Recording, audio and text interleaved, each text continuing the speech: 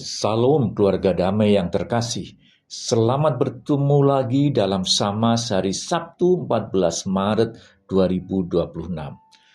Tema kali ini saya akan ambil Aku Haus yang saya landaskan dari Yohanes 19 ayat yang ke-28. Demikianlah firman Tuhan. Sesudah itu, karena Yesus tahu segala sesuatu telah selesai, berkatalah ia, sudah digenapi yang tertulis dalam kitab suci. Aku haus. Mari kita berdoa. Bapa yang maha baik, kami datang ke hadirat-Mu dengan membawa segala rasa haus kami akan hikmat dan penyertaan-Mu. Saat kami merenungkan seruan Aku haus dari putra-Mu di kayu salib, lembutkanlah hati kami agar kami memiliki kerendahan hati untuk mengakui keterbatasan kami, sekaligus kepekaan untuk menjadi jawaban bagi dahaga sesama di lingkungan kami. Kiranya Roh Kudus menuntun setiap pikiran dan pengalaman kami agar menjadi alat perubahan yang menghidupkan, yang semuanya bersumber hanya dari Engkau saja, Sang Air Hidup. Di dalam nama Tuhan Yesus Kristus kami berdoa. Amin. Keluarga damai yang terkasih, dalam kehidupan manusia, kata aku haus seringkali melampaui sekedar kebutuhan fisik akan seteguk air. Ucapan ini adalah sebuah pernyataan jujur tentang hasrat, keinginan mendalam, dan pengakuan bahwa kita membutuhkan pihak lain untuk memuaskan dahaga tersebut. Rasa haus ini bersifat netral, namun arahnya menentukan dampaknya bagi sesama. Ada kehausan yang destruktif, seperti haus akan kekuasaan, haus uang, atau haus pengakuan yang egois dan tidak pernah kenyang. Namun ada pula kehausan yang mulia, sebuah kegelisahan batin untuk berbuat baik, menegakkan keadilan, dan membawa perubahan. Kehausan jenis inilah yang menggerakkan seseorang entah untuk keluar dari zona nyaman mereka, demi menjadi jawaban bagi keringnya dunia di sekitar mereka.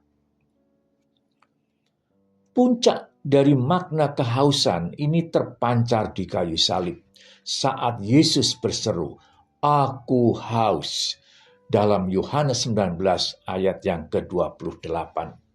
Secara fisik ini menunjukkan kemanusiaan Yesus yang sejati. Dia merasakan perihnya dehidrasi dan penderitaan yang luar biasa. Namun secara rohani, Yohanes mencatat bahwa seruan ini diucapkan agar genaplah yang tertulis dalam kitab suci. Ini adalah ketaatan total seorang putra kepada bapaknya. Yesus sengaja memposisikan dirinya sebagai yang haus agar karya keselamatan tuntas. Dia sang sumber hidup, rela mengalami dahaga yang paling hebat, supaya kita manusia tidak lagi haus akan kasih karunia dan pengampunan. Seruan ini adalah jembatan menuju kata kemenangan terakhirnya. Sudah selesai. Dalam konteks relasi kita hari ini, ucapan aku haus menempatkan kita dalam dua posisi.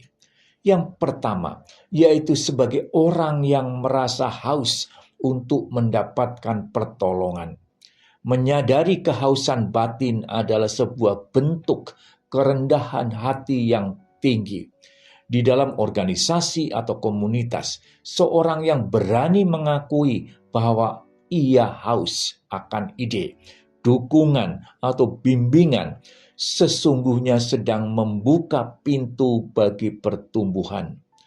Tanpa kejujuran untuk mengakui kekurangan diri, kita akan terjebak dalam kesombongan yang melelahkan dan menutup diri dari berkat yang Tuhan salurkan melalui orang-orang di sekitar kita.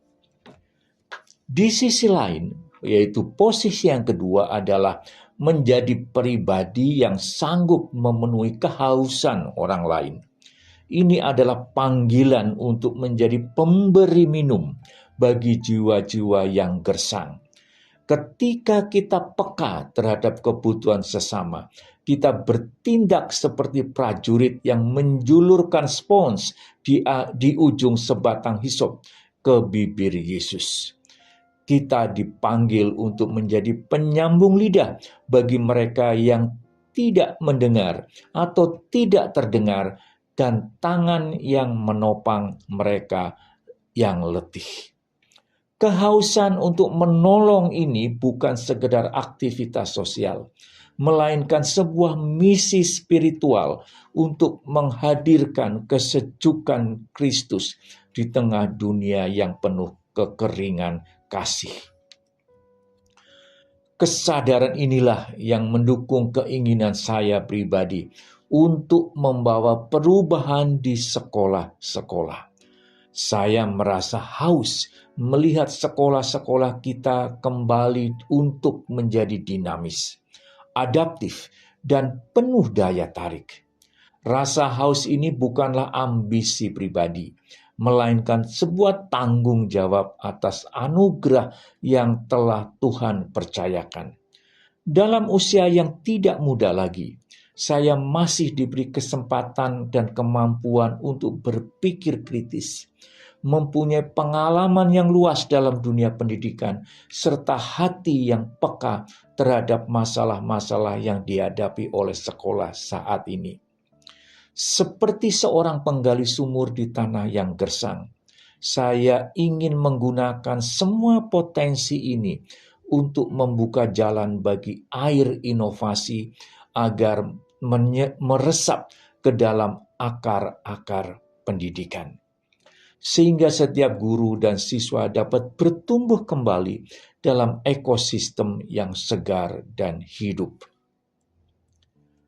Namun pada akhirnya, kita harus menyadari bahwa sekeras apapun kita berusaha, hanya ada satu sumber yang mampu memuaskan dahaga abadi manusia, yaitu Yesus Kristus sendiri. Segala upaya kita untuk membawa perubahan di sekolah atau di dalam hidup hanya akan menjadi mata air yang meluap jika kita sendiri terus melekat kepada Sang Air Hidup. Mari kita datang kepadanya dengan segala kehausan kita, baik haus akan pertolongan maupun haus untuk menolong. Karena hanya di dalam Dia saja kita mendapatkan kepuasan yang sejati dan kekuatan yang tak kunjung kering untuk terus berkarya. Di tengah ekosistem kehidupan kita saat ini, apakah kita memiliki kerendahan hati untuk mengakui kehausan dan keterbatasan kita sendiri, sekaligus memiliki kepekaan untuk menjulurkan bantuan bagi rekan sejawat yang sedang dahaga akan dukungan dan inspirasi? Apapun bidang kita pernah mengalami situasi dalam dua posisi tersebut. Mari kita berdoa. Tuhan Yesus, terima kasih karena Engkau telah menanggung dahaga di kayu salib, agar kami beroleh kepuasan sejati. Berikanlah kami hati yang peka untuk melihat kebutuhan sesama dan keberanian untuk menjadi agen perubahan di lingkungan kami. Biarlah setiap karya kami mengalir dari kasih-Mu yang tak pernah kering. Amin.